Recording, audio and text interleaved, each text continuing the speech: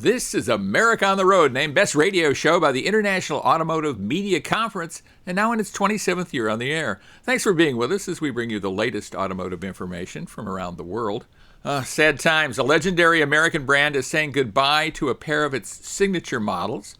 We'll give you the gory details. Sad face on Chris Teague. A new federal legislation just signed by the White House ends the former $7,500 tax credit for the purchase of an electric vehicle. In its place, a much more complicated series of credits and incentives for consumers, global automakers. We'll try to sort all of that out for you. It's a mishmash, as you can imagine. Came from Congress. What do you expect? America on the Road is brought to you by Mercury Insurance and DrivingToday.com. If you're looking to save some money, you should switch to Mercury for your auto and home insurance. Californians save an average of $670 with Mercury. So imagine how much you could save. Get a quote today at drivingtoday.com/auto insurance. That's drivingtoday.com/auto-insurance. Love that little hyphen in there. I'm Jack Nerad. With me is co-host Chris Teague, back with us after a week off, and it wasn't a fun week either. Chris lives at one end of the country. I live at the other. Each week we get together to talk about cars, the car industry, try to help you get the right car for you and your family. Chris, you couldn't be with us last week because you had a bit of a home disaster. Why don't you let us know how that happened and how did it turn out? Yeah, it's funny. I think anybody listening to the show for a few weeks in a row might believe that my life is just one disaster after another, but 2022 has been an unlucky year. Our 250 almost year-old house has galvanized pipes, and they decided they were going to give up the ghost last week and flood the inside of our dining room wall. So we spent the weekend cleaning that up and have some pipes. Plumbers are downstairs this morning finishing up. So now we have water. Everybody is happy except for my bank account. So we're good to go. Not easy, is it? And owning a home, you always have stuff that can go wrong. There's no doubt about that. That's right. What vehicle will you be speaking about this week? Well, the car was the high point of my week. I had the 2022 Hyundai Elantra in. I'll tell you all about it. And I got the chance to drive the significantly revised 2023 Hyundai Palisade. We're going to have an all Hyundai road test segment. I was at a driving event in Nashville, North Carolina that Chris Teague was supposed to join me at and couldn't do it at the last minute. That was sad, too. But we'll tell you all about that vehicle, all about the event. It was an interesting event in more ways than one. We have a terrific interview for you as well. Our special guest is Brett Dick. He is the lead development engineer for the Chevrolet Blazer EV, so we'll be talking with him. But before we do anything else, we'll be bringing you some of the most important auto-related news from around the world. So stay with us. With Chris Teague, this is Jack Nerad, and we're so glad you're with us right here on America on the Road. Welcome back to America on the Road with Chris Teague. This is Jack Nerad back with you. We're so glad Chris is back with us this week. A little home problem, but sorted out largely and getting sorted out. So we've got that going for us. And what we have going for us right now is the latest automotive news, including very sad news. At least it's sad news to me. And probably sad news to you too, Chris. Dodge is going to be saying goodbye to the Charger and Challenger, at least in their current form, is what they say. I don't know what that means. I think we're going to see some electrified performance cars if we see anything from Dodge coming forward. All of the Stellantis brands are potentially on the chopping block here, so you never know, but we're hopeful that Dodge remains with us. But they're going to go out with a blaze of glory if they're going out. There are 7 new models of Challenger and Charger as we charge into the 2023 model year. And they will each have a last call underhood plaque. A little gravestone attached to them saying, well, these are among the last. What's your take, number one, on just seeing these muscle cars go out of production? Well, I got to say, I always had a little bit of a fantasy in the back of my mind that I would own one of these cars one day. They're completely impractical, and I don't think my wife would allow it. But it's not surprising that, they're going to, these cars are going away, even from Dodge, the company that kind of put all of its weight behind these engines just a few years ago. So the world is going electric, and I don't blame them for doing it. It's not a surprise, but I'm not super stoked about it. Yeah, it'll be interesting. We talked to Tim Kuniskis about Dodge. He's the head of the Dodge brand, and where they're going forward. He believes there's a future for the brand, certainly. It's a future that involves performance because that's what people are excited about. I think we reported maybe 2 or 3 weeks ago about the J.D. Power Appeals study where Dodge was top dog. Because people are so excited about their cars. At least their owners are excited about them. I'm not sure people in general are that excited about Dodges, but certainly Dodge owners are. There have been some 3 million Dodge vehicles built since the Charger was launched in 2005, so somebody's buying them, that's for certain. And like you, I like this stuff. Of course, I grew up in the muscle car era. I was around when GTO and, all of those vehicles were out there. The Pontiac GTO, probably the bellwether among muscle cars, but certainly saw all of them. So it's interesting. They will have 7 heritage-influenced models for the 2023 model year.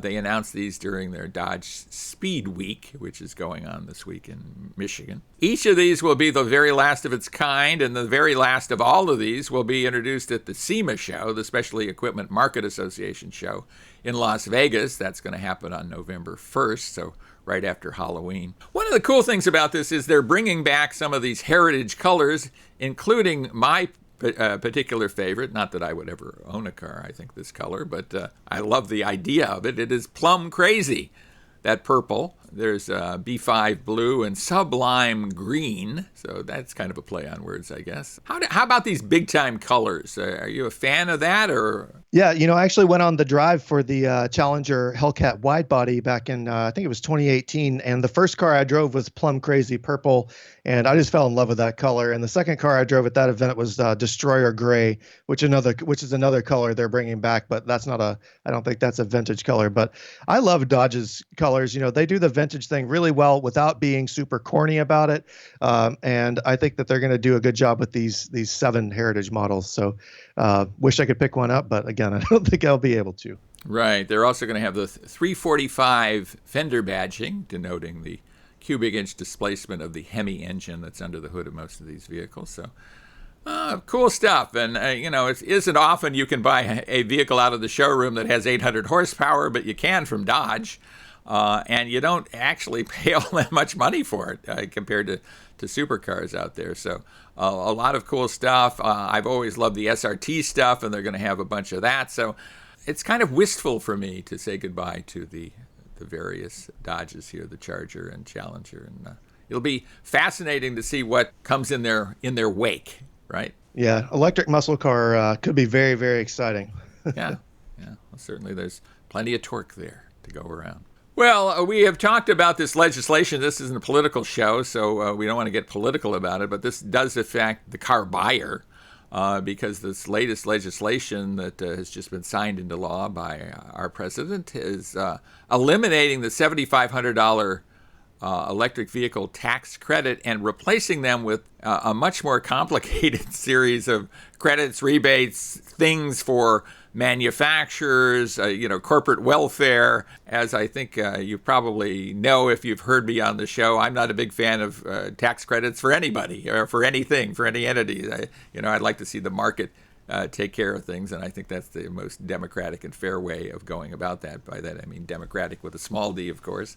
What's your take on all this? I mean, from a big picture point of view, the elimination of the $7,500 tax credit. I think it makes buying an EV a lot simpler, and I think it puts the onus on the automakers now to, develop their own pricing strategies instead of relying on a $7,500 tax credit to push this. And, I think I expressed a little bit of different view a few weeks ago.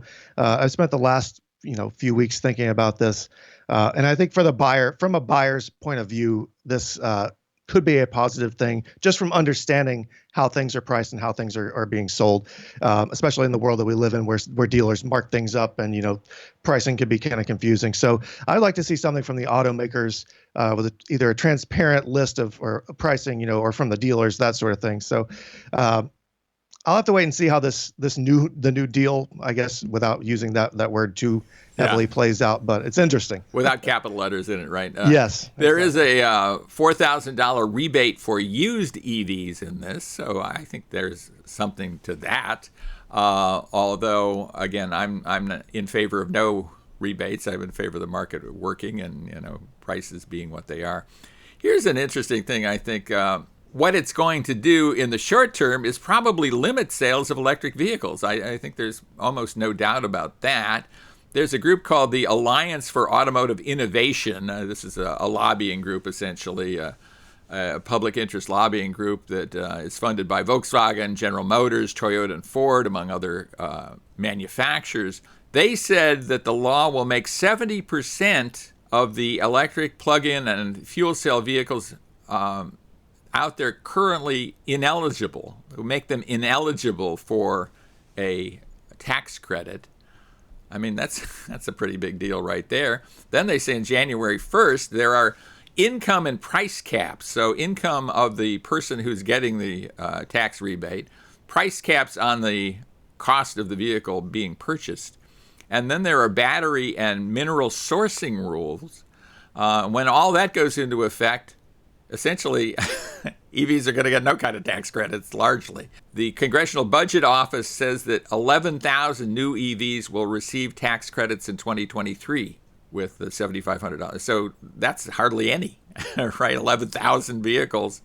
Audi, Kia, and Porsche said that buyers of its EVs will lose all access to federal tax credits, which, depending on how you look at it, is a good thing. Here's one of the things that you could comment on, Chris. The bill makes EVs assembled outside North America ineligible for tax credits.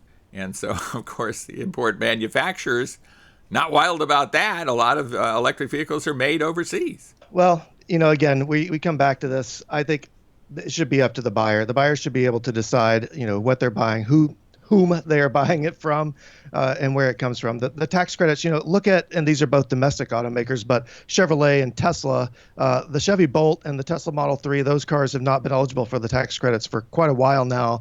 And other than that major recall for the Bolt, they've both sold tremendously well, and they're, people seem to love them. So I think with some effort and some work, they could get around it and do just fine without the tax credits. And just as a side note, Audi, Kia, and Porsche have never been eligible for Maine's state tax credits because of the price of the vehicles.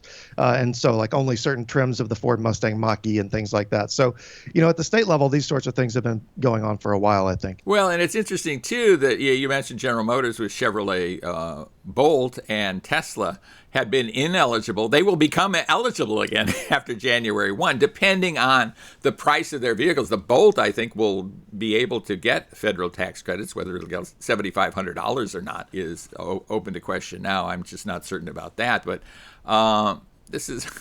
We thought we understood this, right? And then Congress wades in and we don't understand it at all. Maybe it's better. Maybe it's a lot worse. I don't know. I think in the short term, it's not going to be very good for electric vehicle sales. And interestingly, I think it was designed just to do the opposite.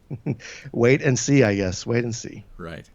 Well, when we come back, we will be doing some road testing of some pretty cool vehicles. And those vehicles are both from Hyundai, the Hyundai Elantra N and the brand new 2023 Hyundai Palisade that I got a chance to drive in North Carolina, near where I think Chris T grew up. So we'll talk about that when we come back. Stay with us. Thanks so much for being with us right here on America on the Road.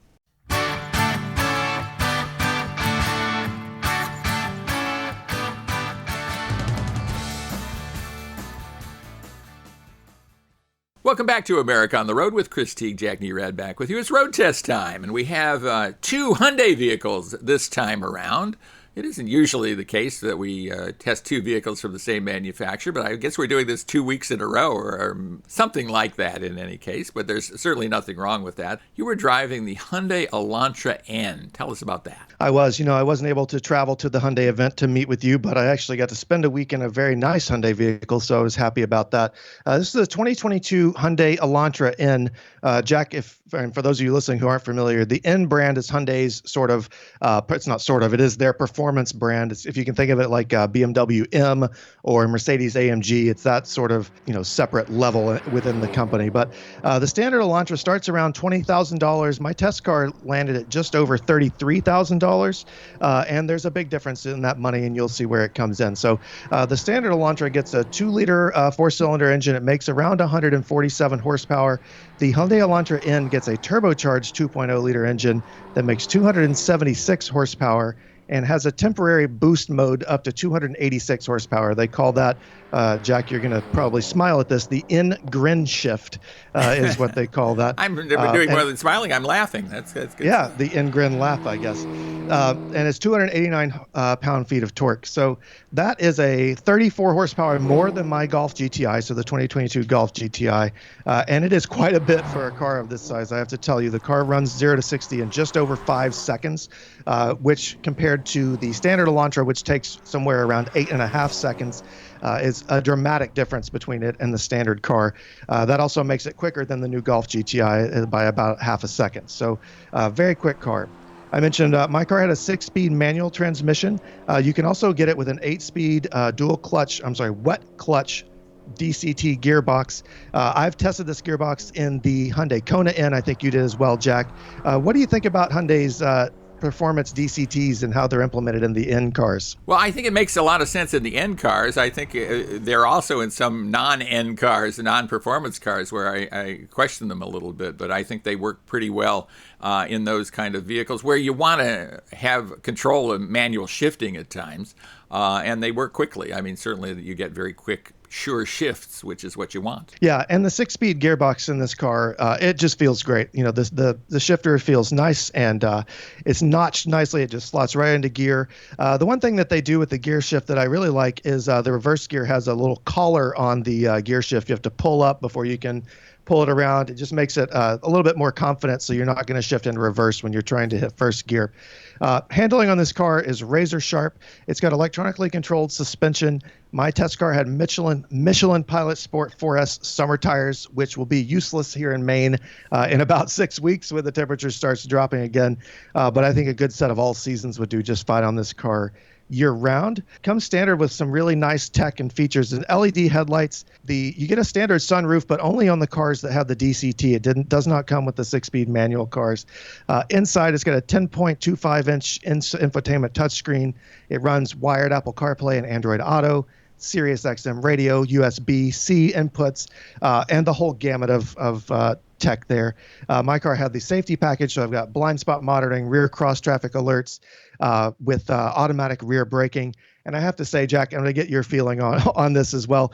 We had our town fair in my town at this past week, and there are lots of traffic, so I'm trying to back out of my driveway in a manual car with rear automatic braking, and the car just freaks out, stalling the clutch, like trying to get the car started again. There are cars everywhere around me. What are your feelings on, rear automatic braking and some of these safety features, specifically with manual transmission cars? I think it's an interesting sort of mix to bring those two together. Yeah, I mean, it's a difficult situation, right? When the car decides it's going to stop, but you're not aware of that, and you don't push the clutch in, and suddenly your vehicle stalls, your engine stalled, and you're kind of embarrassed. And a lot of times it'll happen when it wasn't really necessary, right? I mean, you're paying attention. It's sensing stuff that maybe you're okay with, but it's machine and you're not. So you're bringing some human judgment to this. I don't know. I mean, I'm all in favor of controlling the car. Certainly, there are times when this stuff has helped me and kept me out of trouble. So it's 50-50, I think. Yeah, it's it's a hit to the ego when you stall like that, even if it is the car that does it for you. In any case, the inside of this car, it's a very dark color, but Hyundai did some good. They implemented some nice touches. So there's light blue stitching throughout. Blue is my favorite color. Really made me happy to see that. The interior is Alcantara, which is a suede-like material. That's the upholstery. And one thing it does is it really grips your body. So when you go around a corner, it kind of grips your clothes so you're not sliding all around. And the front seats in this car are very heavily bolstered. I found out that I am a little bit too wide for the. Usually you're too tall, right? I mean, at 6 feet. Too tall, yeah. Perfectly fine with that this time around, but just too wide for the seats. Otherwise, the interior of this car feels a little bit nicer than the standard Elantra. It's very sporty. And Jack, I really love this car all the way around. A couple of hiccups with the safety equipment aside. I had a great week with it. And for 33 grand, you can't beat it. It's a total bargain. Now, you have a very direct comparison in your driveway, right? I mean, or I pretty, do. yeah. What's your take? I mean, any buyer's remorse on the Volkswagen? I think the Hyundai's tech is much better for me. The Volkswagen, the infotainment, you can read paragraphs and paragraphs about this on the internet, but I've experienced all those, the slowness and the clunkiness. For me, the Volkswagen's interior is more upscale. It's more comfortable. And I just like the ergonomics of the Volkswagen better. But the Hyundai is quicker. The handling, I think, is sharper, and it has better tech. So I think it's a trade-off. You kind of get one or the other. Yeah, interesting. Interesting. And that Hyundai would have a performance car that rivals one of the legendary hot hatches of all time, right? So that's the Hyundai's cool. $5,000 cheaper too. That's nothing to sneeze at. Yeah. Wow. Yeah. A lot of things going on there. Well, certainly that's what Hyundai does, and I found that in the Hyundai Palisade that I tested, the all-new 2023. It's not really all new. I should backtrack on that. It is significantly revised. Let's put it this way. It's kind of a mid-cycle refresh is what they call it in the industry. It was introduced in the Palisade was introduced in the 2020 model year. I went to that event, was very, very impressed. And Hyundai was approaching a very difficult market. This is the second biggest segment in the U.S. market, mid-size SUV, mid-size crossover SUV. And there's some big names in this: Ford Explorer, Toyota Highlander, the Honda Pilot, Nissan Pathfinder. There's a lot of vehicles that sell a lot of units playing in this field, and Hyundai had no track record in this, but they waded in with their typical formula, which is, excellent build quality, a lot of value, throw a lot of equipment at folks for a good amount of money, and it certainly worked, and that's exactly what they're doing. They're kind of doubling down on that for the 2023. It has more stuff. It is a large part of Hyundai's crossover strategy, which now extends across the Venue, Tucson, the Santa Fe, and the Ioniq 5, which is their EV. You could even make the case that the Santa Cruz pickup truck is a crossover utility in a way, but certainly they're going after that. And value pricing is still there. I mean, we talked about price increases on the show recently, but Hyundai is sticking with pretty good pricing. I'd say excellent pricing for the Palisade. It starts at under $35,000. Okay, just under $35,000, but under $35,000. And then it goes up. The top of the line is a vehicle trim called the Calligraphy. And it's about $50,000, just a little over $50,000. And you're hard pressed to put more and pay more than that for it, because it's got darn near everything. They have added guess what? A blackout treatment. The XRT trim. It has black alloy wheels, dark tone alloy wheels, a dark tone grille, black leatherette seats.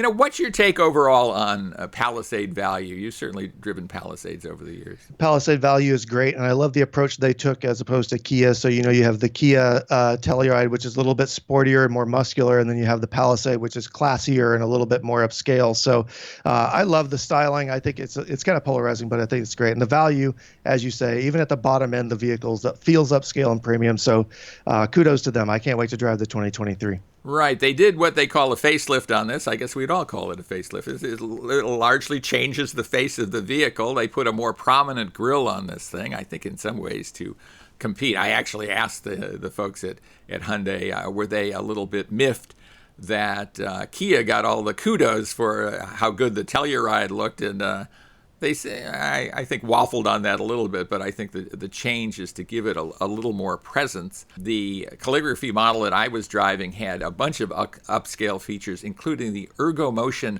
massaging driver's seat.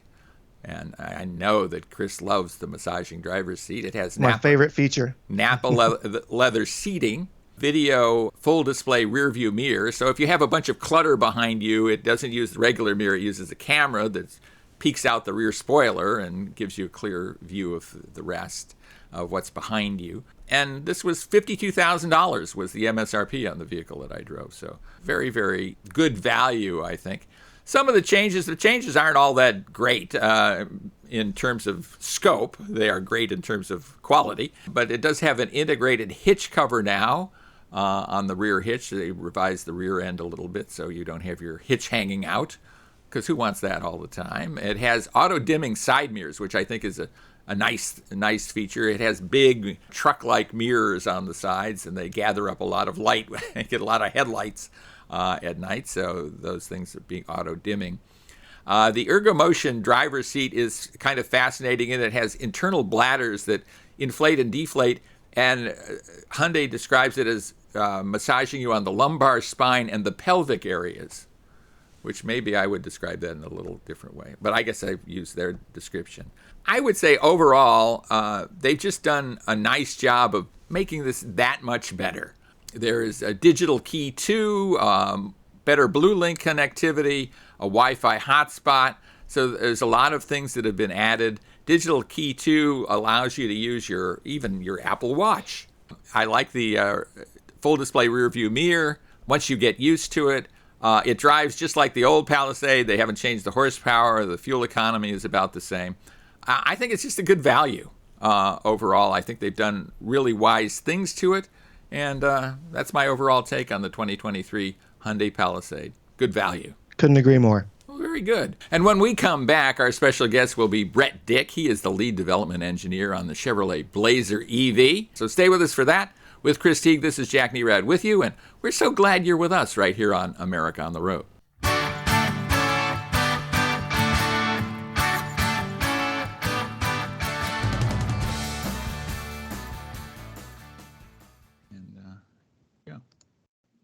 Welcome back to America on the Road. This is Jack Nerad with you, and I'm really excited to talk to our next guest. Brett Dick is the lead development engineer on a exciting new vehicle, the Chevrolet Blazer EV. And number one, Brett, thanks for being with us. We appreciate you being with us on America on the Road. Yeah, I appreciate you taking the time, and thanks for having me. This has got to be a really exciting project for you. I mean, this is a mainstream vehicle. This is an important vehicle for Chevrolet. For General Motors, just for the whole EV thing going forward. Tell us a bit about the program itself. Yeah, so the Blazer EV, obviously we've had some success in history with Blazer, but the only thing common with the current ICE Blazer is actually the name. This is a brand new ground up vehicle based off the GM Ultium platform. It makes it very flexible from a drive configuration standpoint and the options we have, as well as range options. And there's really a model that would fit any person's needs. So that's one of the other things that makes it extremely exciting. We have a model for everyone. Yeah. How big is this vehicle? I mean, what are some competitive vehicles that people can kind of size it up with? And of course, the current Blazer is a good size comparison too, right? Yeah. So not to speak to the competitors, but the current ICE Blazer is a good comparison. Size wise, it's actually. And by ICE Blazer, you mean internal combustion engine? Internal combustion engine. Sorry for using the acronyms. The acronyms. Obviously GM's we use a lot of acronyms, as you probably know. But yes, internal combustion engine. It's a 4-inch longer wheelbase than some of the competitors, just based off the Ultium. The Ultium platforms allowed us to make the track width a little bit wider and the vehicle a little bit longer, as well as lower, to help the CG for some of our variants, including our very first SS Blazer, or our very first SS EV. Right, which is really very exciting. I mean, this whole thing is exciting. And, we've characterized the Ultium platform as kind of an erector set. I mean, you have all these parts that you can either pull in or pull out, and one of the things we've talked about on the show already is the fact that the Blazer is going to be available as front drive, rear drive, or all-wheel drive, which that's unprecedented as far as I know. Talk about the Ultium platform and what this has enabled you to do with the Blazer EV. Well, you kind of mentioned it. So the Ultium platform allows us to offer multiple configurations, and we actually are going to have kind of 3 sizes. We have a small, medium, large, and then you can get the different drivetrains, like you said, a front wheel drive, an all wheel drive, a performance all wheel drive, and that's really been enabled by the Ultium, and the configurations you can put together, as well as, like I said, the styling and the CG for the performance model. So it kind of comes all together, around the Ultium. It just ends up being a great package Yeah. across the board. Well, I was there at the launch out at the Pacific Design Center in Los Angeles. It was an exciting event, very, very cool. And one of the things that struck me about this is the fact that you have this in various flavors, right? I mean, it's not just one vehicle with one configuration. This is really like a Blazer, right? I mean, you have all kinds of different trim levels and up to the SS Performance model, which is just kind of mind-blowing. Walk us through that a little bit, would you? Yep. So we're offering a 1LT, a 2LT, RS model, and SS models, right? And so you can get on a 1LT, it'll come in a front wheel drive. The 2LT can come in a front wheel drive or an all wheel drive, and then the RS you can get a front wheel drive, an all wheel drive, or even a rear wheel drive option. And then on the SS you can get a performance all wheel drive option. So when you start talking about the different flavors and configurations and options, it really gives the customers anything they could want. I want to dive into the SS Performance model, but I'm intrigued by the both front wheel drive and rear wheel drive RS. Tell me what the rationale is there. Well, the Ultium kind of enables that for one thing, but it also fits, for example, what a customer may need. Right. So if you were to say live in the mid-range of the states where there's snow and other items, you may want a front wheel drive. If you live in the South or you want, say, maybe a little bit more leaning towards a more performance driven, you may choose the rear wheel drive. So it just, again, it's enabled by the how things go, or how the Ultium works in our drivetrain configuration. Excuse me for having a little hiccup there, but so I mean, it's just like I say, it's really exciting because of that. It really is. It really is exciting stuff. And I mean, let's dive into the SS Performance model. You kind of led with that in the unveiling, and I can see why. Tons of horsepower, really exciting looking vehicle. Give us the kind of the short course on what the SS is all about. Yeah, so the Ultium, again, it enables us to get an SS. You wouldn't typically think of a Blazer with an SS model, but the low CG, the structural rigidity of the Ultium in the package kind of enables that. And it's we're going to be having up to 557 horsepower, 564 foot-pounds of torque, a 293-mile range. You can get summer tires or an all-season tire, depending on what you're looking at. Sport tune suspension, 22-inch tires. Make sure to clarify that, right? So and as you probably saw, it looks great. Brembo brake package for performance, and again, it'll be track tune suspension. I mean, really exciting vehicle, and talk about 0 to 60 acceleration. I mean, that's something that EVs do really well, but this got kind of mind-blowing capabilities there, doesn't it? Yeah, and so we have what we call the wide open Watts mode, where you can actually get under, we're estimating right now under 4 seconds, 0 to 60 acceleration. So how does that work? What happens there? You just throw more electricity, I'm more voltage at it. What happens in that kind of situation? In that kind of situation, you add more current and essentially put more torque to the motors. Right. Okay. And they can only stand that for so long, right? I mean, it's not something that you would do over a lengthy period of time. It's kind of like, a quick boost of nitrous or something like that, I would imagine. Yes, similar, but you can actually enable that and leave that mode on. Okay.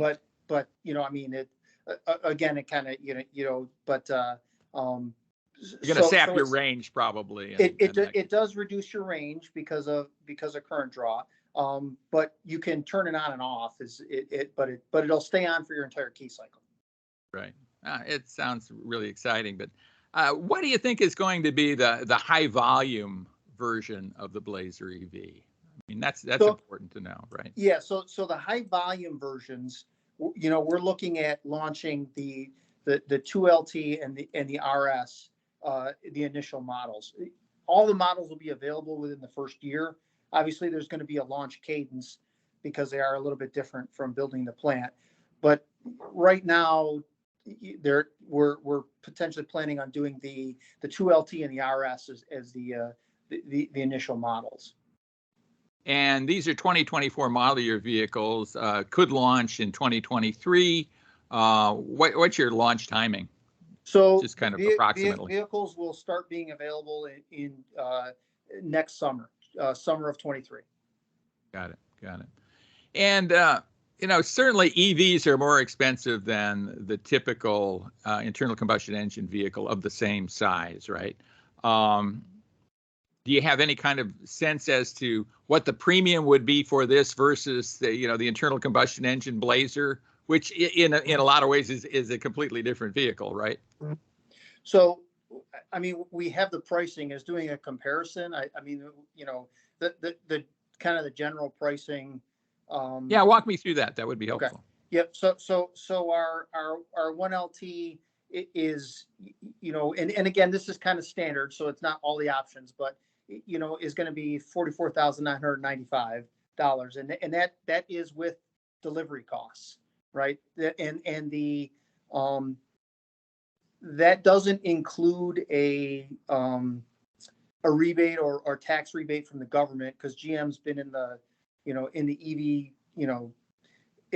working on EVs for the past 10 years, so all the credits are used up. But that's a very competitive price without that. And then our 2LT goes up to $47,595, and then the RS is $51,995, and then the SS is $65,995. So we believe very competitive prices, and we think customers will be really happy. Yeah, I think so too. I mean, I have driven a lot of the EVs now. I've driven the Hyundai Ioniq 5, the Kia EV6, and that sounds like you're very competitive with those vehicles. And I think probably with a lot more interior room and potentially more range depending on the model. What's the range of range, the lowest range to the highest range? Yeah, so we start with our 1LT, which is an estimated 247 miles on a full charge, and then we move up to the 2LT, which is an estimated 293, and then you can get in the RS, you can get up to 320 miles on a full range, and then the SS is estimated to be 290 miles on a full charge. Cool. Let's talk about the value of the Ultium platform and that, essentially that roller skate that you put stuff on. Certainly, I think it strikes me that you probably have more interior space, more usable interior space. You've already mentioned the low center of gravity. What are some of the advantages of the platform? So the obviously we previously talked a little bit about, but the flexibility for the driveline configurations, and in the case of getting a rear wheel drive, there's no tunnel to the rear, so you can get a full 3 passengers in the second row without anywhere. It allows larger front spaciousness as well as larger passenger spaciousness, just because of that Ultium, as well as pushing the wheels out a little bit to get it a little bit wider and a little bit longer. So I think we believe customers will be really happy with the spaciousness and the usefulness of the vehicle. Yeah, I mean, a long wheelbase for the class typically results in more interior space, right, or more passenger room. So I imagine that's what you're going to deliver, among other things. Yeah, and we've also packaged around our large size battery, so there's not a difference in the spaciousness depending on if you get the small, medium, or large. It's all been packaged around the larger battery. Right, and that battery pack is essentially very low in the vehicle, right? It's under the floorboards, essentially. Yeah, it's under the floor. It helps with the lower CG. And is also it makes the vehicle very structurally sound. So when you're riding in the vehicle, it just feels good. What kind of performance would say a mid-level or high volume, a 2LT or an RS offer consumers?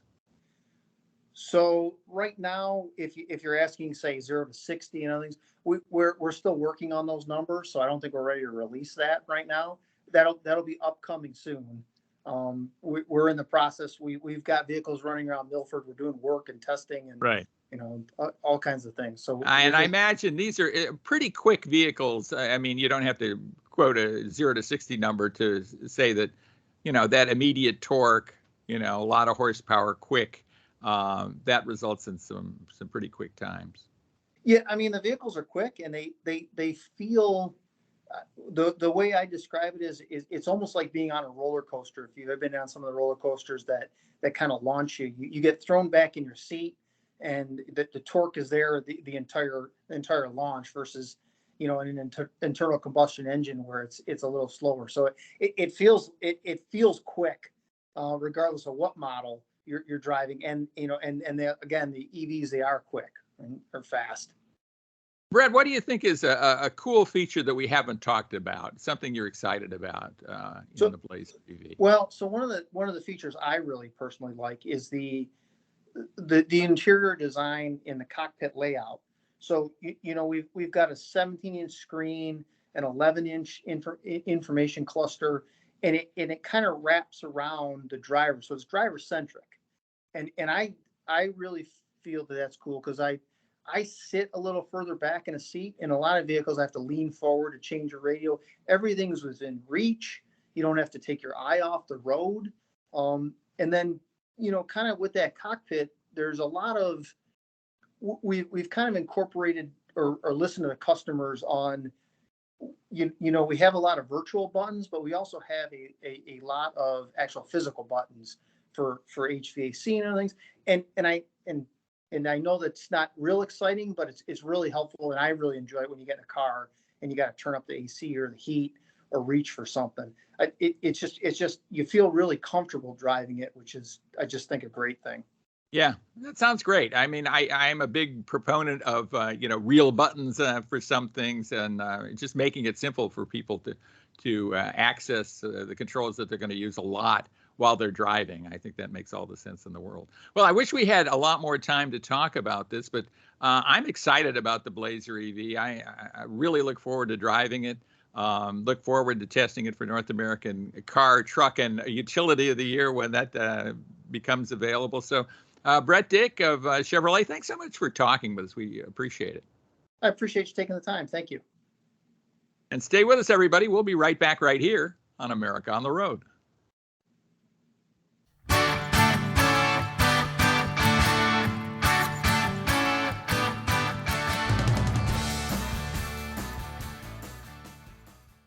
Welcome back, everybody, to America on the Road with Chris Teague. Jack Nerad back with you, and it's listener question time. It's also near the end of the show, which goes so rapidly, but thanks to Chris Teague for being with us as such an able co-host. It's terrific. And Chris, I think you have the listener question for us, don't you?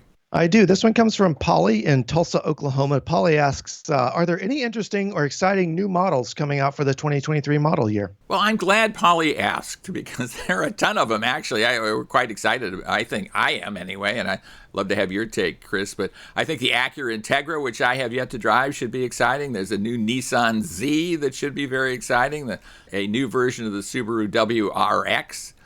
Those are just some of the not super expensive vehicles that are coming out that I'm excited about. And I've driven some of the others. The Mercedes-Benz C-Class is certainly a cool one. What do you feel about the upcoming cars? I think there's going to be quite a few, especially on the EV side. But going back to the sort of sports car, muscle car, I think we'll see a new Ford Mustang maybe near or the end or middle of next year. So that'll be exciting. As you say, the Z car is going to be super exciting.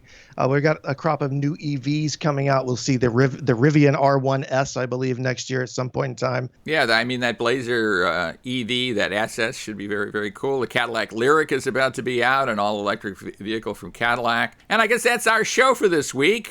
Chris, thanks so much for co-hosting. You always do a marvelous job. It's great to get together with you each week and chat about cars. Thanks so much for letting me float in and out with my home disasters here. But thanks, everybody, for listening. If you like what you heard and you want to take us with you, head to the sportsmapradio.com website. You can find us there on the Saturday schedule. You can download our podcast from any of the major podcast platforms, as well as a formatted radio version of the show. And our great thanks to the SportsMap Radio Network stations for carrying America on the Road. We appreciate that. Most of all, we appreciate you listening to America on the Road. Thanks so much for being out there. We'd love to hear from you, so let us know about that. And, pass us along, if you like, to somebody else who might like America on the Road. We also have a video version now on YouTube, so you can check us out. You can go into our inner sanctum and see what's going on at America on the Road. So thanks so much for being with us, and we hope to join you again next week for another edition of America on the Road.